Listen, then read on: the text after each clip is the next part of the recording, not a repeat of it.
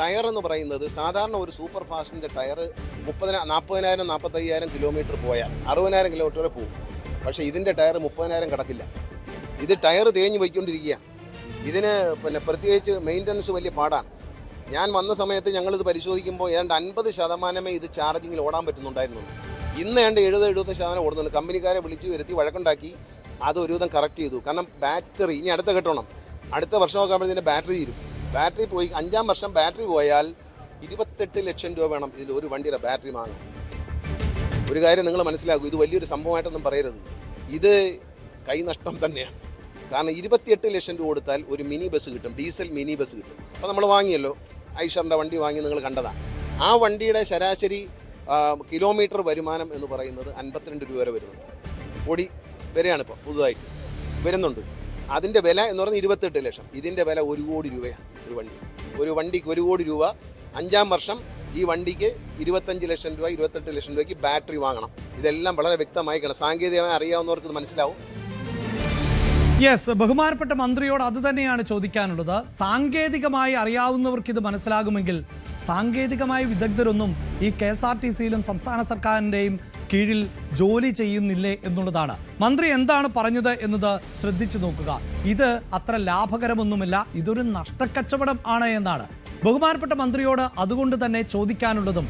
എന്തുകൊണ്ടാണ് ഇങ്ങനെ ഒരു നഷ്ടക്കരാറിൽ നമ്മൾ ഏർപ്പെട്ടത്, നഷ്ടക്കരാറിന്റെ ഭാഗമാകാൻ KSRTC തീരുമാനിച്ചത് എന്നത് തന്നെയാണ്. ഒന്ന്, KSRTC പലപ്പോഴായി നഷ്ടത്തിൽ പോകുന്ന ഒരു പൊതുമേഖലാ സ്ഥാപനമാണ്. അവിടെ ശമ്പളം അടക്കം നൽകാൻ പണമില്ലാത്ത സാഹചര്യമുണ്ട്, പെൻഷൻ അടക്കം പലപ്പോഴായി മുടങ്ങുന്ന സാഹചര്യമുണ്ട്.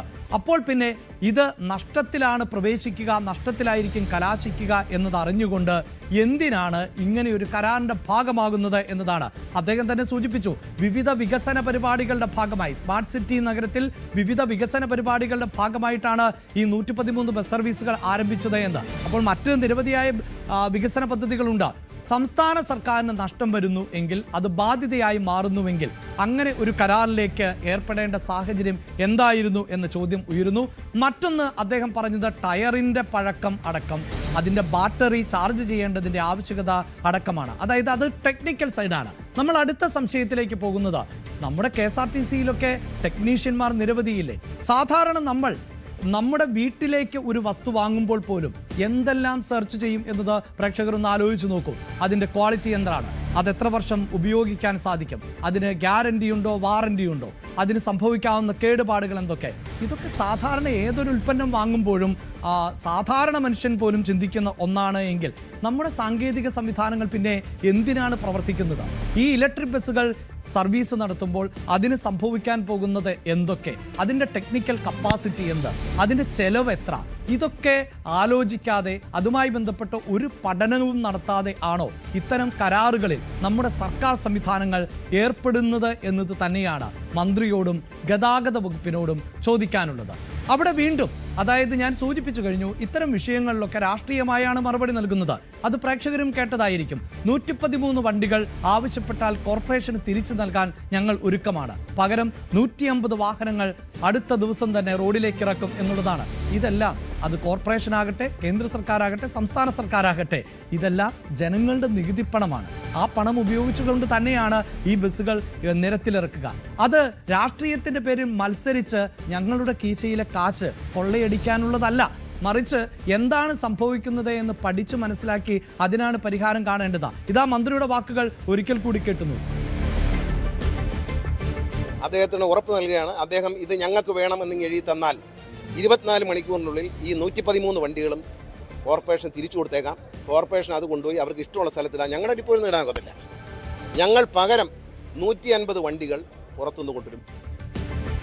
യെസ്, 150, 200, 250 വണ്ടികൾ കൊണ്ടുവരട്ടെ, അത് ജനങ്ങൾക്ക് വേണ്ടി സേവനത്തിന്റെ ഭാഗമായി നടപ്പിലാക്കട്ടെ. പക്ഷേ ഇവിടെ എന്താണ് ടോപ്പിക് എന്നത് പ്രധാനപ്പെട്ടതാണല്ലോ. 3 കക്ഷികൾ ചേർന്നുകൊണ്ട് ഒരു കരാറിൽ ഏർപ്പെടുന്നു. ആ കരാർ പ്രകാരം ബസ് സർവീസ് ആരംഭിക്കുന്നു. ആ ബസ് സർവീസ് കരാർ ലംഘിച്ചു എന്ന് അതിൽ ഒരു കക്ഷിയായിട്ടുള്ള കോർപ്പറേഷൻ പറയുന്നു. അപ്പോൾ അവിടെ ഉയരുന്ന ചോദ്യം എന്നത്, എപ്പോഴാണ് കോർപ്പറേഷൻ ഇതുമായി ബന്ധപ്പെട്ട് ഈ ബസ്സുകളെല്ലാം കോർപ്പറേഷന് നൽകണമെന്നും കോർപ്പറേഷൻ സർവീസ് നടത്തിക്കൊള്ളാം എന്നും എവിടെയും പറഞ്ഞതായി നമുക്ക് കേൾക്കാൻ സാധിക്കുന്നില്ല. മാത്രവുമല്ല, മന്ത്രി തന്നെ പറയുന്നുണ്ട്, അതായത് കോർപ്പറേഷൻ ആവശ്യപ്പെട്ടാൽ ആ നിമിഷം തന്നെ ഞങ്ങൾ ഈ വാഹനങ്ങൾ 113 വാഹനവും വിട്ടു നൽകും എന്നത്. അതായത് ഒരു കരാറിന്റെ ഭാഗമായി ഈ വാഹനങ്ങൾ ഇത്രയും നാൾ ഉപയോഗിച്ചു എന്നത് ഒരു വസ്തുതയായി നിൽക്കുന്നു. അതിലിപ്പോൾ കാലാനുസൃതമായ നഷ്ടം നേരിട്ടുകൊണ്ടിരിക്കുന്നു, കാലപ്പഴക്കം നേരിട്ടുകൊണ്ടിരിക്കുന്നു. അങ്ങനെ പഴകിയ വാഹനം കോർപ്പറേഷന് നൽകണം എന്ന് കോർപ്പറേഷൻ ഏതെങ്കിലും തരത്തിൽ ആവശ്യപ്പെട്ടിട്ടുണ്ട് എന്ന് ഇതുവരെയും കോർപ്പറേഷന്റെ ഭാഗത്ത് നിന്ന് പ്രതികരണം ഉണ്ടായിട്ടില്ല. അപ്പോൾ ഒരു വിഷയം ചൂണ്ടിക്കാണിച്ചാൽ ഇതാണോ മറുപടി? ആ വിഷയം പരിഹരിക്കുക എന്നതല്ലേ? അവരുടെ പരാതി എന്ത് എന്നത് കേട്ടതിന് ശേഷം അതിലെന്ത് പരിഹാരം എന്നതിന് പകരം എങ്കിൽ പിന്നെ നിങ്ങൾ ഇതങ്ങ് എടുത്തുകൊള്ളൂ എന്ന തരത്തിൽ ബാലിശമായ ഒരു മറുപടി നൽകുമ്പോൾ അത് കേട്ട് കൈയടിക്കാൻ ഒരു പക്ഷേ അദ്ദേഹത്തെ പിന്തുണയ്ക്കുന്ന രാഷ്ട്രീയക്കാർ ഉണ്ടാകും. ആ കൈയടികൾ അവിടെ നടക്കട്ടെ. പക്ഷേ ഒരു മാധ്യമ സ്ഥാപനം എന്ന നിലയിൽ ഞങ്ങൾക്ക് ചോദിക്കാനുള്ളത് ഇത്തരത്തിലാണോ ഈ വിഷയത്തെ അഡ്രസ് ചെയ്യേണ്ടത് എന്നാണ്. ഇനിയിപ്പോൾ ഇതിൻ്റെ സർവീസുമായി ബന്ധപ്പെട്ട് അദ്ദേഹം നടത്തുന്ന ചില പരാമർശങ്ങൾ കൂടിയുണ്ട്. ഈ സർവീസുമായി ബന്ധപ്പെട്ട് അതിൻ്റെ ജീവനക്കാരും ഒക്കെയായി ബന്ധപ്പെട്ട് നടത്തുമ്പോൾ സ്വാഭാവികമായും ഒരു കരാർ ഉണ്ടാകുമ്പോൾ ആ കരാറിൽ വളരെ വ്യക്തമായി തന്നെ ഇതിൻ്റെ സർവീസിൻ്റെ ഉത്തരവാദിത്തം ആർക്ക്, മെയിൻ്റനൻസിൻ്റെ ഉത്തരവാദിത്തം ആർക്ക് എന്നതൊക്കെയായി ബന്ധപ്പെട്ട ക്ലോസുകൾ ഉണ്ടാകും എന്നത് എല്ലാവർക്കും അറിയാവുന്ന കാര്യമാണ്. മറ്റൊന്ന് അദ്ദേഹം സൂചിപ്പിച്ചത് ജീവനക്കാരുടെ സേവനം എന്നതാണ്. ജീവനക്കാരുടെ സേവനം എന്ന് പറയുമ്പോൾ കണ്ടക്ടർ, ഡ്രൈവർ പോലെയുള്ളവരുടെ സേവനം അതെല്ലാം KSRTCയുടേതാണ്. അതൊന്നും ഇനി ഞങ്ങൾ നൽകില്ല എന്നാണ് പറയുന്നത്. അത് ഈ കരാറിൽ, അതായത് ഈ 113 ബസ്സുകൾ വാങ്ങുമ്പോൾ ഈ സേവനം ആരുടെ ഭാഗത്ത് നിന്നുണ്ടാകണം, അതെങ്ങനെയാണ് ഷെയർ ചെയ്യപ്പെടേണ്ടത്, ഇത്തരം ധാരണകൾ ഒന്നും ഈ കരാറിൽ ഇല്ല എന്നാണോ മനസ്സിലാക്കേണ്ടത്? ഒപ്പം മറ്റ് സേവനങ്ങൾ കൂടി അദ്ദേഹം പറയുന്നുണ്ട്. അതായത് 113 വാഹനങ്ങളും തിരിച്ചു നൽകും, അത് പക്ഷേ കേരളത്തിലെ KSRTCയുടെ ബസ് സ്റ്റാൻഡുകളിൽ ഒന്നും ഇടാൻ പറ്റില്ല എന്നുള്ളതാണ്. ഇതൊക്കെ അങ്ങേയറ്റം ബാലിശമായ മറുപടികൾ എന്ന നിലയിൽ തന്നെയാണ് നമുക്ക് വിലയിരുത്താൻ സാധിക്കുകയുള്ളൂ. കാരണം ഞാൻ ആവർത്തിച്ചു പറയുന്നു, വിഷയം എന്ത് എന്നതിനെയാണ് അഡ്രസ്സ് ചെയ്യേണ്ടത്. KSRTC ഡിപ്പോകളിലും KSRTC ബസ് സ്റ്റാൻഡുകളിലും ഈ വാഹനങ്ങൾ പാർക്ക് ചെയ്യാൻ അനുവദിക്കില്ല എന്ന് പറയുമ്പോൾ ഈ കരാറിൽ ഈ വാഹനങ്ങൾ വാങ്ങുമ്പോൾ ആ വാഹനങ്ങളുടെ സർവീസ്, നടത്തിപ്പ് ഇതുമൊക്കെയായി ബന്ധപ്പെട്ട ക്ലോസുകൾ ഉണ്ടാകും. അതെന്ത് എന്നതായിരുന്നു മന്ത്രി വിശദീകരിക്കേണ്ടത്. അവിടെ ലംഘനം നടന്നിട്ടില്ല എങ്കിൽ ലംഘനം നടന്നിട്ടില്ല എന്നതിൽ ആണ് വ്യക്തത വരുത്തേണ്ടത്. ഒപ്പം നിരവധിയായ സംശയങ്ങൾ, അതായത് ഈ സർവീസ് നടത്തുന്നത് എല്ലാവരും ആലോചിച്ചിട്ടാണോ, ഇതിൻ്റെ ലാഭവിഹിതം നൽകുന്നുണ്ടോ, ഇത്തരം സംശയങ്ങളിലാണ് മറുപടി നൽകേണ്ടത് എന്ന് തന്നെയാണ് ആവർത്തിക്കേണ്ടത്. ഈ വിഷയത്തിന് ഇങ്ങനെ വാക്പോരിനപ്പുറത്ത് പരിഹാരമുണ്ടോ?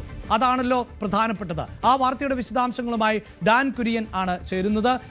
ഡാൻ, ഇതിപ്പോൾ തിരുവനന്തപുരം കോർപ്പറേഷന് കീഴിൽ കൂടി വരുന്ന കരാറിൻ്റെ ഭാഗമായിട്ടുള്ള ഈ ബസ്സുകളുടെ സർവീസുമായി ബന്ധപ്പെട്ട് ആരംഭിച്ച തർക്കമാണ്. ആ തർക്കം ഇപ്പോൾ രണ്ട് ഭാഗത്തു നിന്നും, മേയറുടെ ഭാഗത്തു നിന്ന് അതോടൊപ്പം തന്നെ മന്ത്രിയുടെ ഭാഗത്തു നിന്ന് ഉള്ള മറുപടികളിൽ തങ്ങി നിൽക്കുമ്പോഴും ഇതിനൊരു പരിഹാരമുണ്ട്, സൊല്യൂഷനുണ്ട് എന്ന് നമുക്ക് അനുമാനിക്കാൻ സാധിക്കുമോ? ഇത് ഇരുവരും ചേർന്ന് ചർച്ച ചെയ്ത് പരിഹാരത്തിലേക്ക് എത്തുന്ന ഒരു സാഹചര്യമുണ്ട് എന്ന് അനുമാനിക്കാം.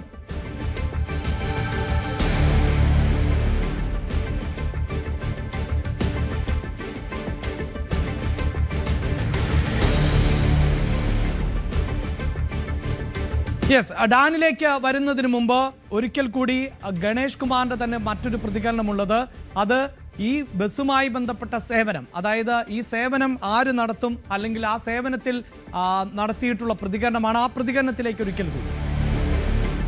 സിറ്റിക്കകത്ത് മാക്സിമം ഓടിയതിനു ശേഷം സബർബനിലുള്ള യാത്രക്കാരെ കൂടി സിറ്റിയിലേക്ക് കൊണ്ടുവരണം എന്ന് ഈ എഗ്രിമെന്റ് പറഞ്ഞിട്ടുണ്ട്. ഇതൊക്കെ അദ്ദേഹത്തെ ആരോ തെറ്റിദ്ധരിപ്പിച്ചാണ്. വായിച്ചു നോക്കുക, പഠിക്കുക, പഠിച്ചിട്ട് മറുപടി പറയുക. ഞാൻ പറഞ്ഞില്ല, എന്നിട്ടും നിർത്തിയില്ലെങ്കിൽ വളരെ സന്തോഷത്തോടുകൂടി വണ്ടി തിരിച്ചു കൊടുക്കാൻ KSRTC തയ്യാറാണ്. CMDക്ക് എന്നെപ്പോലും കാണണ്ട, CMDക്ക് ഒരു കത്ത് കൊടുത്തോളൂ. 24 hours വണ്ടി നിങ്ങൾ പറയുന്ന സ്ഥലത്ത് പാർക്ക് ചെയ്ത് തരും. ഡ്രൈവർ ഞങ്ങളുടേതാണ്, കണ്ടക്ടർ ഞങ്ങളുടേതാണ്, ടിക്കറ്റ് മെഷീൻ ഞങ്ങളുടേതാണ്, വർക്ക്ഷോപ്പ് ഞങ്ങളുടേതാണ്, എല്ലാം ഞങ്ങളുടേതാണ്. ഞങ്ങൾ വേറെ വണ്ടി ഇറക്കും.